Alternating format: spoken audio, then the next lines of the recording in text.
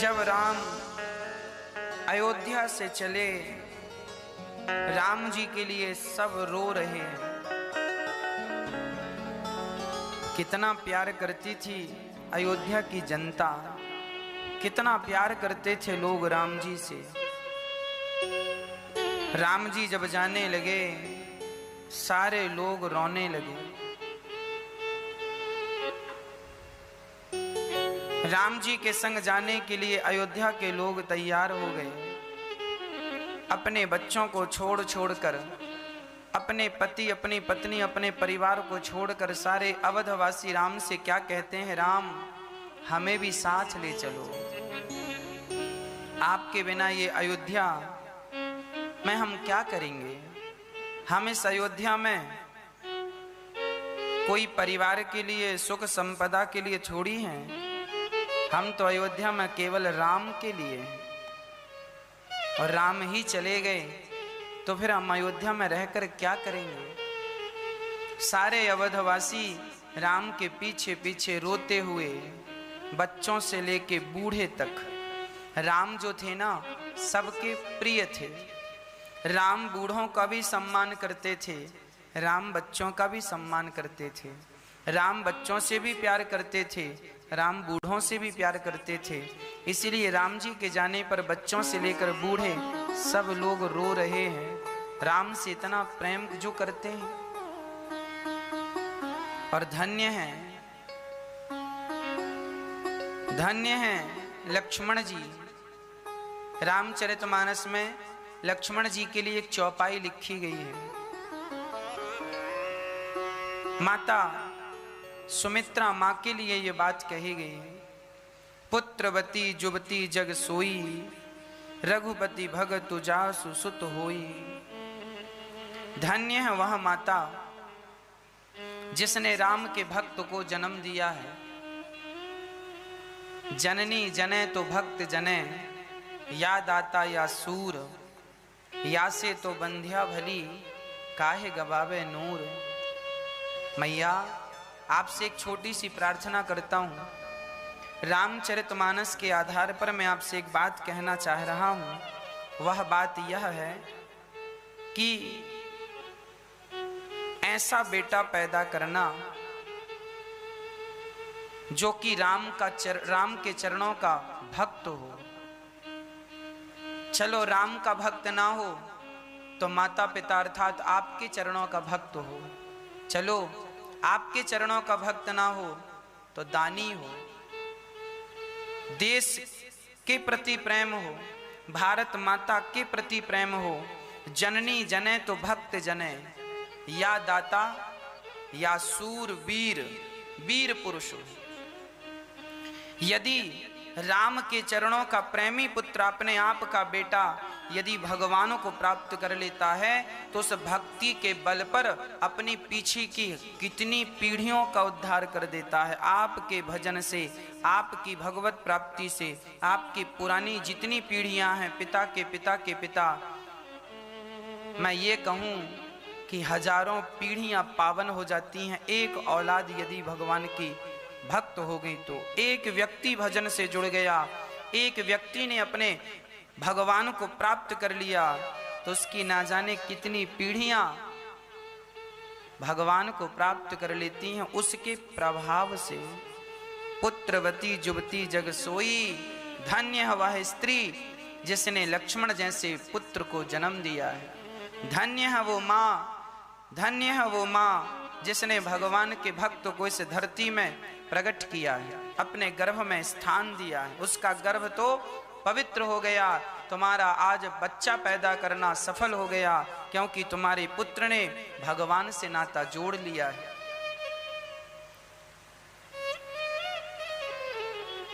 ऐसा ही पुत्र हो जो दूसरों का दर्द समझे, दूसरों का दुख समझे और दूसरों के आंसू पहुंचने के लिए अपने हाथों को आगे बढ़ाए।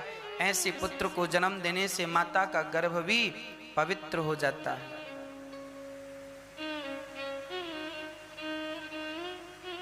राम जी सारी अयोध्या को देख रहे हैं कि वो रथ के पीछे पीछे दौड़े चले आ रहे हैं।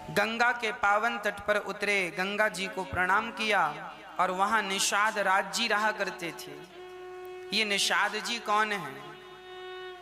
ये निषाद राज भीलों के राजा हैं। जंगल में कोल भील रहा करते हैं, तो उन भीलों के राजा ये निषाद हैं। जंगल के गांव में रह रह करके अपने परिवार का पालन करते हैं और जंगल में ही कंदमूल फल खा करके अपना जीवन निर्वहन करते हैं। आज जब निषाद राज जी ने राम को देखा, राम जी को दंडवत किया। जानते हैं, राम जी ने निषाद राज जी को अपने हृदय से लगा लिया।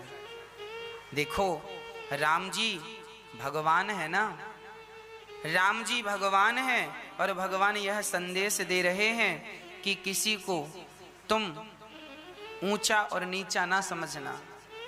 हाँ, सब मेरे ही स्वरूप हैं, ये जानकर उन्हें प्रणाम करना भाव से।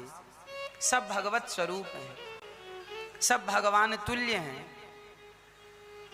सबको प्रणाम करना चाहिए। प्रणाम अर्थात सबके प्रति सम्मान का भाव रखना चाहिए, सबके प्रति भगवत भाव रखना चाहिए। और निषाद राज जी इतने पवित्र हो गए कि आज उन्हें तो राम जी ने अपने हृदय से लगा लिया। निषाद राज जी ने राम जी से कहा, प्रभु चलिए, और आप गांव में जितने दिन आपको वनवास में रहना है, तो हमारा घर भी वनवास में है, जंगल में है, आप हमारे घर पर रहिए। राम जी ने कहा, ना, पिताजी की आज्ञा है कि हमें जंगल में रहना है। 14 साल तक किसी के घर नहीं जाना, किसी के दरवाजे, किसी के घर। राम जी किसी के घर नहीं गए, लंका में भी राम जी गए नहीं। लंका के बाहर जंगल था, वहां जंगल में राम जी रुके थे। राम जी लंका नहीं गए। विभीषण का राज तिलक करने राम जी नहीं गए, लक्ष्मण जी गए थे, क्योंकि लंका एक राजधानी थी, लंका एक सोने की नगरी थी और राम जी को घरों में जाना वर्जित था। 14 साल आप घरों में नहीं जाएंगे, ये माता और पिता की आज्ञा थी। धन्य है राम कि 14 साल तक अपने माता पिता की आज्ञा का ऐसा पालन किया कि वह मिसाल बन गई हम सबके लिए। गए नहीं अपने उन निषाद जी के घर में, राम जी जलपान करते हैं, बढ़िया फल फूल लाते हैं निषाद और फल फूल राम जी को खिलाते हैं। सीता और राम फल फूल खा रहे हैं, कंद मूल फल। जंगल में सीता जी ने कौन सा फल खाया ज्यादा? सर्दियों में फल आता है ना, सीताफल, उसका नाम सीताफल इसीलिए है क्योंकि ज्यादा सीता जी उस फल को खाया करती थी। और सीताफल जैसा ही राम फल होता है, बिल्कुल 2 कॉपी, स्वाद थोड़ा सा अलग होता है, उसे राम जी खाते थे, वो राम फल है। जंगल में ये पहले मिला करते थे, अब तो ना के बराबर है सीताफल और रामफल। तो अब भी फिर भी कहीं कहीं रामफल कम, सीताफल ज्यादा मिल जाता है। राम और लक्ष्मण प्रेम, राम सीता और लक्ष्मण जी फल खा करके अब राम जी कह रहे हैं कि हम विश्राम करेंगे। तो निषाद जी बोले कि हम अभी आपके लिए बढ़िया गद्दा, तकिया, चादर सब लेकर आते हैं, जरा ठहरिए। ए सुनो, यहाँ आओ, सेना को बुलाया, जाओ। राम जी ने कहा, ना, हमें गद्दा तकिए की जरूरत नहीं है। अरे राम जी, फिर आप सोएंगे कहाँ? बोले ये बट का पेड़ है ना, बट वृक्ष, उस पेड़ के नीचे राम जी ने घासों के बिस्तर बनाए। कैसे? घास सूखी सूखी ले आए, घासों को डाला और घासों के ऊपर राम और सीता जी। धन्य है राम। लोग कहते हैं, महाराज जी हम बड़े परेशान हैं। क्या तुम इतने परेशान हो कि तुम घासों के बिस्तर में सो रहे हो? क्या जीवन में तुम्हारी इतना कष्ट है कि तुम्हारे सिर पर छाया भी नहीं है? राम जी 14 साल कैसे गुजारे आपको पता भी है? कितना कठिन वो समय था। राम जी घासों के बिस्तर पर सो रहे हैं। क्यों? केवल अपने पिता की प्रतिज्ञा को पूरा करने के लिए। प्रण अपने पिता का करने को श्री राम अयोध्या छोड़ चले।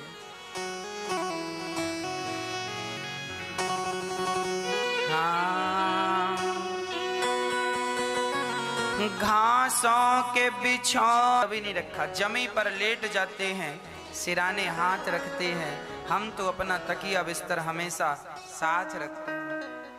भागवत जी के श्लोकों को राम जी ने चरितार्थ कर दिया, जी करके दिखा दिया। हम लोग तो केवल कहकर बताते हैं, राम जी ने तो जीवन में उतार के बता दिया।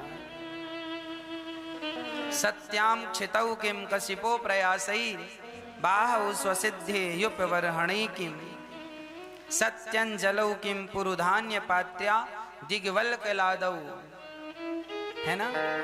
सत्य किम दुकूलैः, कितना अद्भुत चरित्र है राम जी का।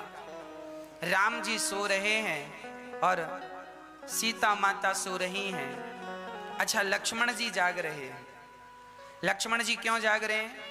लक्ष्मण जी को लगा ये जंगल का राजा निषाद है, हो सकता है इसकी बुद्धि ना बिगड़ जाए, कहीं ये कोई हानि ना पहुंचा दे, तो लक्ष्मण जी खड़े रहे। अच्छा, निषाद राज भी वहीं पर खड़े रहे। अच्छा, निषाद राज को लगा कि हो सकता है ये जो लक्ष्मण है, हो सकता है ये राम जी सो रहे हैं तो उनको कोई नुकसान पहुंचाए, हो सकता है ये भी कैकई से मिला हो।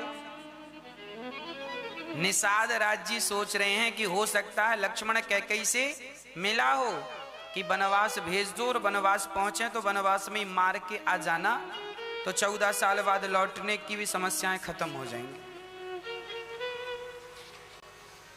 तो दोनों ही जागते रहे। लक्ष्मण जी इसलिए जागते रहे कि ये नुकसान ना पहुंचाए, और वो इसलिए निषाद जी जागते रहे कि लक्ष्मण जी कहीं राम को कोई नुकसान ना पहुंचाए। दोनों जागते रहे और रात भर दोनों ने क्या किया? सत्संग किया। दोनों ने सत्संग किया। क्या सत्संग हुआ लक्ष्मण का? लक्ष्मण जी ने जो उपदेश दिया है पूरी रामचरितमानस में, केवल लक्ष्मण जी ने यहां पर उपदेश दिया है। किसको? निषाद राज को। उपदेश देने की जरूरत क्यों पड़ी? निषाद राज जी कह रहे हैं, सुनो लक्ष्मण, कैकई माता को भी क्या सूझा, कैकई माता को भी राम का सुख देखा नहीं गया। अरे जब राम जी राजा बनने लगे तो उन्हें वनवास भेज दिया। कौन ऐसी मां होगी इतनी निष्ठुर कि अपने बच्चों को वनवास भेज दे? कैकई मां के मन में जरूर कपट है। जब निषाद राज कैकई मां को ऐसी ऐसी बातें कह रहे हैं, कैकई को गालियां दे रहे हैं, कोस रहे हैं, तब लक्ष्मण जी ने बोला, लक्ष्मण जी कह रहे हैं, काहू न को सुख दुख कर दाता, निज कृत कर्म भोग सब भ्राता।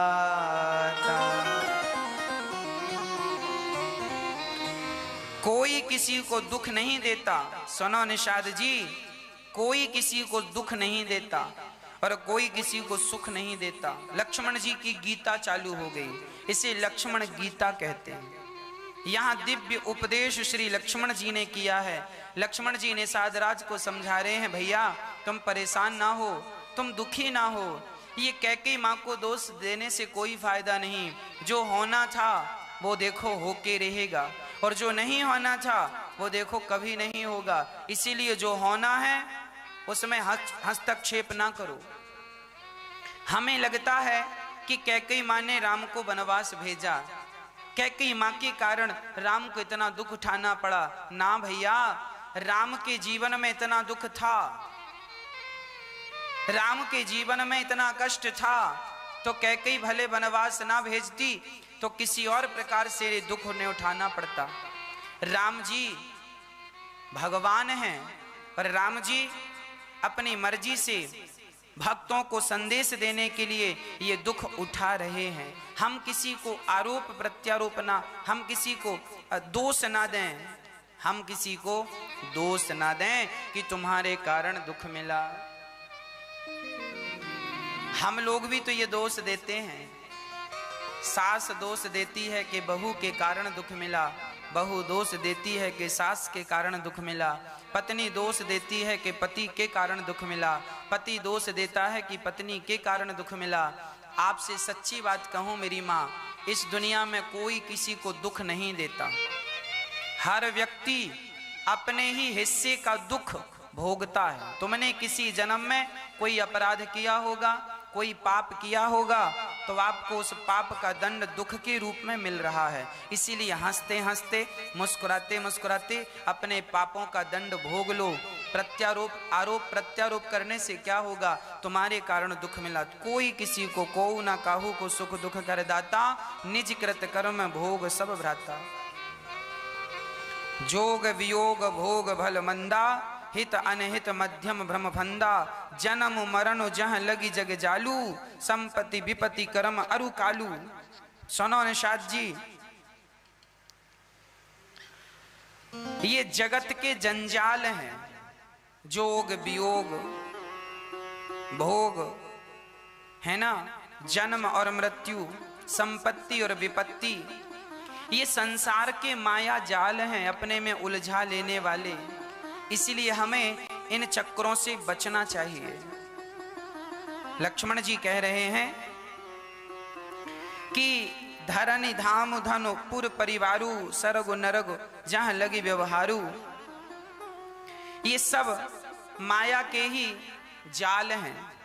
स्वर्ग नरक व्यवहार, ये सब माया जाल है। इस माया जाल से बचना चाहिए हमें।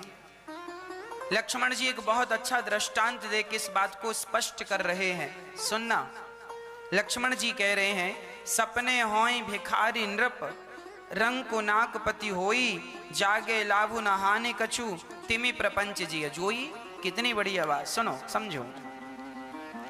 आपने एक सपना देखा, आप रात्रि को सोए और आपने एक सपना देखा कि आप बहुत बड़े आदमी बन गए हैं। आहा हा, आप राजा बन गए हैं, आप रानी बन गई हैं। आपके गले में सोना ही सोना है, अब पूरी भुजाओं में सोना है, हाथों में मोटी मोटी सोने की चूड़ियां हैं, और आप सोने की सिंहासन पर बैठी हैं। आपके पति भी सोने की सिंहासन में आपके बगल में बैठे हैं। आप कहीं की महारानी हो और आपके पति बढ़िया राजा बन गए हैं, और दास दासियां सामने हैं, 56 भोग आप खा रहे हैं। ये सब आप किस में देख रहे हैं? बोलो, सपने में। अच्छा, जब आपकी आंख खुली तो क्या आप राजा थे? क्या आप रानी थी? मैया जी, ओ मैया, ओ मेरी प्यारी माँ, बात समझ में आ रही है ना? जब आपकी आंख खुली तो क्या आप कहीं की रानी थी? हाँ, आप तो फिर अपने घर में ही बिस्तर पर पड़ी थी, पर सपने में आप रानी थी। सपने में पुरुष राजा बन गया। ओ मैं राजा हूं, मेरे बड़ा राज्य है, बड़ी संपत्ति है, लोग जय जयकार कर रहे हैं। ये सपने में आपने देखा। अच्छा, दूसरे दिन आपने सपना देखा कि आपको बहुत जोर की भूख लगी, आप इतने गरीब हैं, सपना देख रहे हैं आप। दूसरे दिन आपने दूसरा सपना देखा। सपने में आपने देखा कि आप इतने गरीब हैं, इतने गरीब हैं कि आपको घर में खाने की रोटी नहीं है।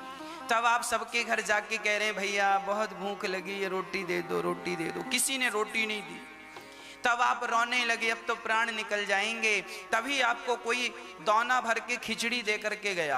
आप बड़े प्रसन्न हुए, अब प्राण बच जाएंगे, दौना में खिचड़ी भरी है और बस आप खाने के लिए जा रहे हैं। तभी ये कुत्ता आता है और कुत्ता खिचड़ी का दौना दबा के भागता है। आप कुत्ते के पीछे भागते हैं, भैया सुन सुन सुन, हम मर जाएंगे, खिचड़ी नहीं मिली तो। आप कुत्ते के लिए पीछे भाग रहे हैं और आप रो रहे हैं, कितना सा दाना मिल जाता तो खा लेता। तभी आपकी नींद खुल गई। जब नींद खुली तो क्या ये सच था कि आप गरीब हैं? आप अमीर हैं, ये सपना भी सच नहीं था। आप गरीब हैं, ये सपना भी सच नहीं है। सच्ची कहूं मेरी माँ, ये बेटा बेटी, घर परिवार, पद प्रतिष्ठा, मेरा मेरी, ये सब एक सपना ही है। ये सब कुछ क्या है? एक सपना है। फर्क कितना है कि वो सपना जो रात को देखा था वो आंखें बंद करके आपने देखा था, और ये जो सपना देख रहे हो ये आंख खोल के देख रहे हो। आंख खुलती है तो रात्रि का सपना टूट जाता है, और आंखें बंद होती हैं तो ये दिन वाला सपना भी टूट जाता है। ना वो अपना है ना ये अपना है। लक्ष्मण जी यहाँ बहुत बढ़िया बात कह रहे हैं। अब कोई समझे तो समझ ले, और नहीं समझे तो फिर परेशान बना रहे, उसमें क्या कर सकता है कोई। ये सब सपना है। मेरा बेटा है, ये मेरी पत्नी है, ये मेरा पुत्र है, ये मेरा धन है, ये मेरा परिवार है, ये सब सपना है पागल, इसे अपना ना समझो। ये व्यवहार जो तुम कर रहे हो ये व्यवहार भी सत्य नहीं है। हाँ, अब मैं ये बिल्कुल नहीं कहूंगा कि तुम व्यवहार बंद कर दो ना, व्यवहार करो, सब कुछ करो, परिवार पत्नी के बीच में रहो, पर इस भाव से रहो, इस भाव से रहो कि हम भगवान के हैं, ये संसार मिथ्या है। अच्छा एक बात बताओ, आपने पिक्चर तो देखी होगी, मूवी। चलो मैं एक पिक्चर का नाम लेकर उसके विषय में आपको समझाता हूं। एक पिक्चर बनाई बच्चन साहब ने, पिक्चर का नाम था बागवान, है ना।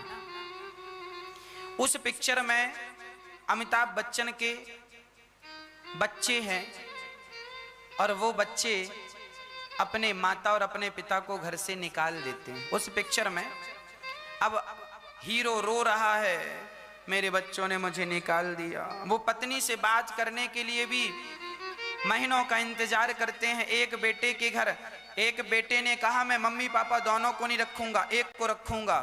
तो बड़े ने कहा चल माँ को तू रख ले, पिता को मैं रख लेता हूँ। तो दोनों पति पत्नी का बंटवारा कर लिया बच्चों ने। एक बेटे ने कहा माँ मेरे संग रहेगी, तो कहा मैं बाप को नहीं रखूंगा। तो दूसरे ने कहा मैं बाप को रखूंगा, तो माँ को। एक का ही हिसाब किताब मेरे घर है, दोनों का नहीं है। उस पिक्चर में अब दिखाया ये गया, बच्चन साहब रो रहे हैं पत्नी से बात करने के लिए, एक दूसरे की बात ही नहीं हो पाती, बच्चे ने घर से निकाल दिया। आप लोग भी जब उस पिक्चर को देख लेंगे ना, तो वो इतनी इमोशनल पिक्चर है कि आपकी भी आंखों में आंसू आ जाएंगे, है ना।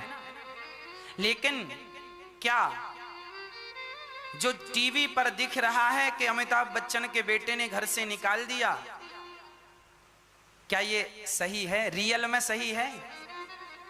बोलो। जो पिक्चर में दिख रहा है, जिस पिक्चर को देखकर आप और हम रो रहे हैं, क्या उस पिक्चर में दिखता हुआ हर चरित्र, हर कैरेक्टर क्या सही है? अर्थात क्या सचमुच उनके बेटे ने घर से निकाल दिया है? नहीं, नहीं निकाला, पर उसमें दिख रहा है। मतलब जो दिख रहा है वो अलग है सच्चाई से। सच्चाई कुछ और है। जो सच्चाई है वो तो दिख नहीं रही है, और जो दिख रहा है वो सच्चाई नहीं है। यही हमारे जीवन का भी फंडा है। हमें भी लग रहा है कि ये मेरी पत्नी है, ये मेरा पुत्र है, ये मेरा परिवार है, और हम इन्हीं के व्यवहार में रहते हैं। हमें रोना भी आता है, हंसना भी आता है, पर सच्चाई अंदर से यही भाव बनाओ। जैसे पिक्चर देखते समय आप जानते हैं कि जो पिक्चर में दिख रहा है यह पूर्ण सत्य नहीं है, सत्य तो कुछ और ही है। उसी तरह तुम परिवार में रहो, पत्नी पुत्र परिवार में रहो, दुकान मकान पद प्रतिष्ठा फैक्ट्री वैक्ट्री सब संभालो, सब में रहते हुए ये भाव बनाए रखो कि मैं भगवान का हूं। मेरा इस संसार के किसी व्यक्ति से, किसी वस्तु से कोई लेना और देना नहीं है। मैं रियल में भगवान का हूं, पर व्यवहार जगत में मुझे यहां रहना है तो व्यवहार करना पड़ेगा, सो मैं व्यवहार कर रहा हूं। छोटा सा उदाहरण और देता हूं, शायद आपकी समझ में आ जाए। एक बाप, एक पिता अपने बेटे के संग कबड्डी खेलता है, उसकी खुशी के लिए। बेटा कहता मेरे संग खेलो, तो बाप खेलने लगता। वो खेलता क्या है, चलो कबड्डी खेलते हैं। तो पहले बेटे ने कहा मैं आऊं, हाँ हाँ तुम आओ। तो पिता को पकड़ता है और पिताजी गिर जाते हैं, और गिरकर पिता अपने बेटे को अपने पेट में बिठाकर बोलते हैं मैं हार गया, तू जीत गया। पिता जब अपने बेटे के संग खेलता है तो पिता जमीन पे गिर जाता है ऐसी, और वो कहता है कि मैं हार गया, तू जीत गया। बताओ बाप ये क्यों कहता है? इससे बेटे को खुशी मिलती है, बेटा बड़ा प्रसन्न होता है कि मैं जीत गया, मैं जीत गया। हाँ या ना? बात समझ में आ रही है? कई बार बच्चा अपने बाप के संग खेलता है तो बाप हार जाता है, बाप हार गया। ऐसा नहीं, अरे बाप की भुजाओं में ताकत थी तो मैं उठाकर फेंक सकता था, पर वो हार गया इसीलिए तुम्हारी खुशी के लिए।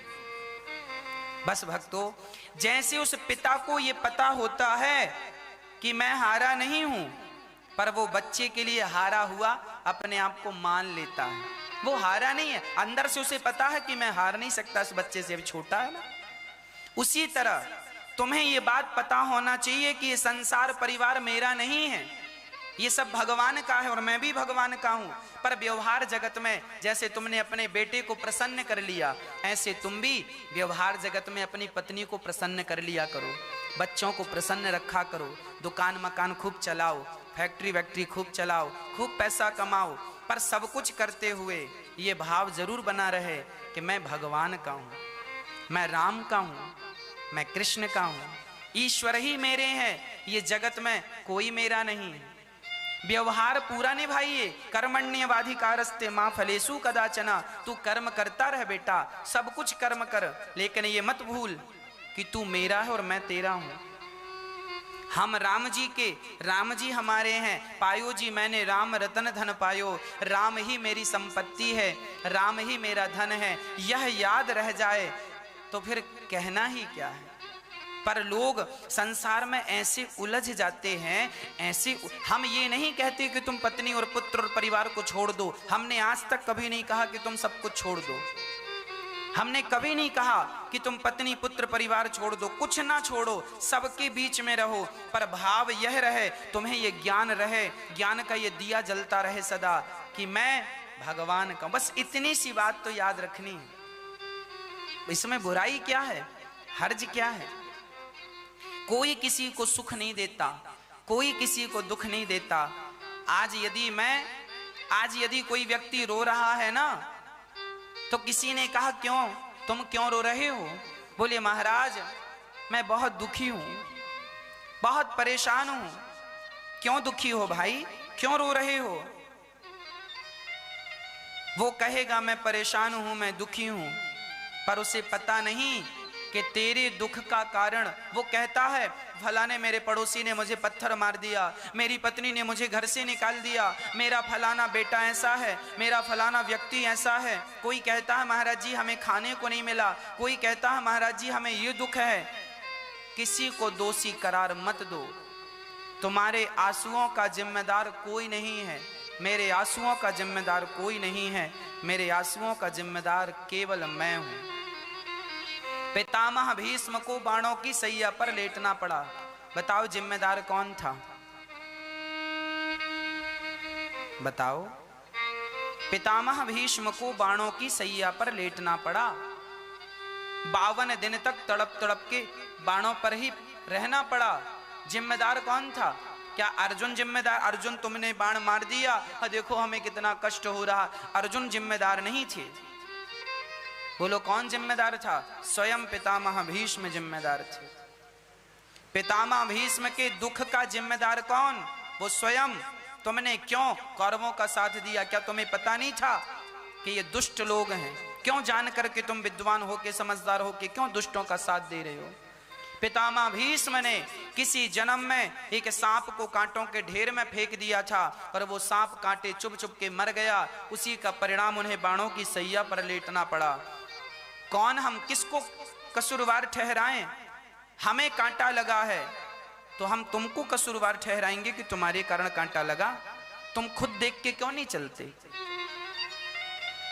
अपना दोष लोग नहीं देते, दूसरों पे दोष थोपते रहते, तुम्हारे कारण, तुम्हारे कारण।